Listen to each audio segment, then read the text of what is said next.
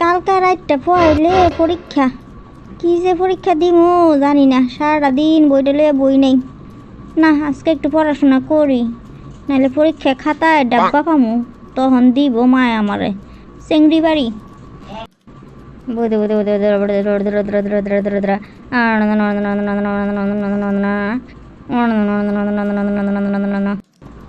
তোর সাঁতার পড়া আর ভাল লাগে না, কত যে প্রশ্ন দিয়া থুইছে। আচ্ছা সারেও কি কোনো কাম নাই খাইয়া দেয়া, এতটি প্রশ্ন দেয়।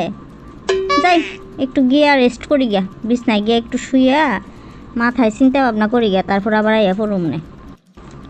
স্যারের গো প্রশ্ন দেখা এই শীতের মধ্যেও গাইমা গেলাম গা, আর ভালো লাগতেছে না। টেনশনে কি লেখমু কি করমু আল্লাহ জানে, বুঝতেছি না কিছু। ওই মাইয়া, ওই তুই ফরস নাকে ফরা থুইয়া বটর বটর বটর বটর শুরু করছস?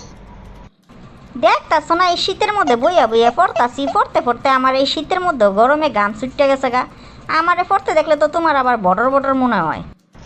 হ তুমি যে কত ফরা শুননি ওইটা তো আমার চেয়ে বেশি কেউ জানে না। হইছে আর ফেসাল ফেরো না তো, এত কথা না কইয়া একটা ডিম সিদ্ধ আর একটা কফি লইয়া গা, খাই আর পড়ি বইয়া বইয়া। ডিম খাওয়ান লাগতো না, ডিম খেলে নির্ঘাত তুই ফেল করবি।